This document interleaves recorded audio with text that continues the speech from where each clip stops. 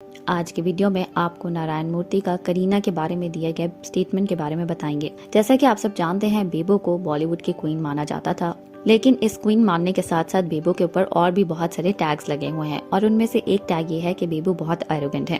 बेबो की एरोगेंसी सिर्फ उनके फैंस ही नहीं बल्कि बॉलीवुड के बहुत सारे लोग भी बेबो को एरोगेंट ही बताते हैं और अब की बार तो लगता है कि बेबो के इस बिहेवियर को लेकर काफी चर्चा होने लगी है।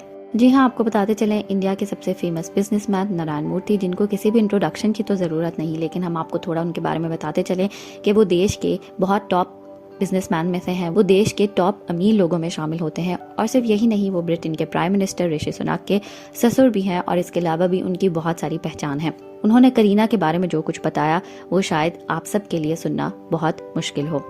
नारायण मूर्ति जी एक इवेंट पर स्टूडेंट्स को अपने अहंकार को कंट्रोल करने के बारे में बता रहे थे और इसी सब के बीच में उन्होंने करीना कपूर का एक किस्सा सुना डाला।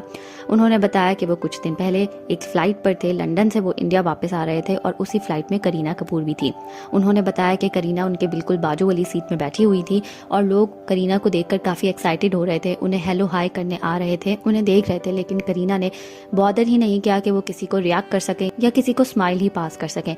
साथ में उन्होंने ये भी बताया कि लोग मेरे पास भी आ रहे थे, उन्होंने मुझसे भी मिले और मुझसे एक आधे मिनट की बात भी की, जो मैंने अच्छे से बात की। उनका कहना था कि अगर आप किसी मकाम पर हो तो आपको उस मकाम को मेंटेन करने के लिए कुछ न कुछ रूल्स भी फॉलो करने पड़ते हैं। उनका कहना था कि किसी के साथ अच्छा बर्ताव कर लेने से आपकी ही वैल्यू बढ़ती है, किसी और का कुछ नहीं जाता। अगर लोग आपको चाहते हैं तो आपको उनकी चाहत को वापस भी करना होता है।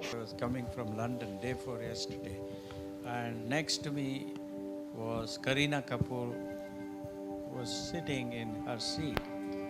So many people came to her and they said hello. She didn't even bother to react. I was a little bit surprised. Whoever came to me, I stood up. We discussed for a minute or half a minute. That is not the issue. The issue is when somebody shows affection, I think you can also show it back in however cryptic manner you can.